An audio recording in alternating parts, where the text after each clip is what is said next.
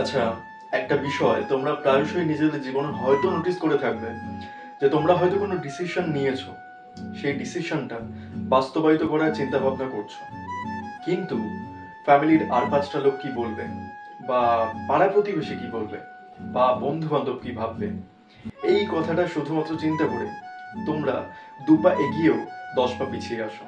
এটা হয়তো অনেকের জীবনেই হয়।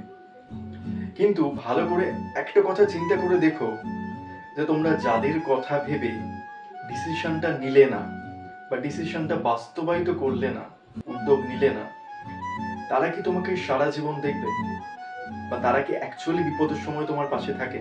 জাস্ট একটা সিচুয়েশন ইমাজিন করো, তোমার মা বা বাবা কারোর একজনের খুব শরীর খারাপ হয়েছে বা শারীরিক অসুস্থতা হয়েছে, ভগবান করুক সেটা না হোক, কিন্তু জাস্ট ইমাজিন করো হয়েছে, ভীষণ টাকার প্রয়োজন, তোমাদের আর্থিক অবস্থা অতটাও সচ্ছল নয়, তুমি গিয়ে তোমার পাড়া প্রতিবেশীর কাছে হাত পাতলে তোমাকে কি লাখখানেক টাকা দিয়ে দেবে? দেবে না।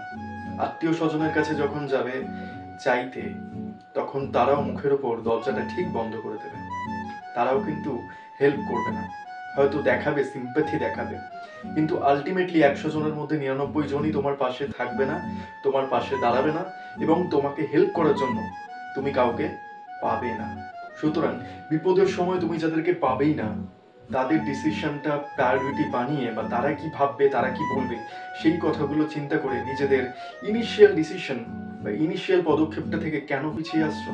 তোমার যদি মনে হয় তুমি যে ডিসিশনটা নিচ্ছ বা তুমি যে পরিকল্পনাটা করছো সেটা যৌক্তিক আর সেটা সঠিক, তোমার মাইন্ড যদি সেটা বলে, তাহলে অবশ্যই এগিয়ে যাও। আর পাঁচটা লোক কি বললো, পরিবারের লোক কি বললো, পাড়া প্রতিবেশী কি বললো, সেগুলো ভাবার দরকার নেই। জাস্ট নিজের ডিসিশনে স্থির থাকো এবং নিজের ডিসিশনটাকে প্রায়োরিটি দাও। দেখবে তোমার যে ডিসিশনটা তুমি পরিকল্পনা করেছো সেটাকে তুমি বাস্তবায়িত করতে পারবে, এবং সেটার জন্যই তুমি বড় কিছু করতে পারবে।